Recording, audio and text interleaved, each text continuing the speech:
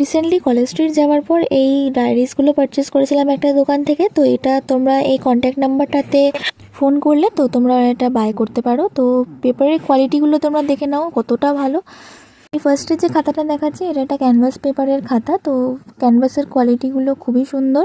তো নেক্সট যে খাতাটা আছে সেটা একটা নর্মাল পেপারে, যেটা যেরকম ডমসের যে নোটবুকগুলো হয় আঁকার জন্য সেগুলোর মতো পেপারের কোয়ালিটি, কিন্তু আঁকাটা খুব সুন্দর এসছে। আমি প্যাস্টেল কালার দিয়ে ড্র করেছিলাম। এটার আবার কাটিং করা আছে সাইড থেকে, তো এটা ডিজাইন মতো করা আছে। মানে এই খাতাগুলো উনি নিজে হাতে তৈরি করেন। তো স্পাইরাল খাতাগুলো এগুলো সবই এক একটা আলাদা আলাদা মাপের থাকে। তো আমি এখানটার থেকে অনেকগুলো খাতা পারচেস করেছিলাম।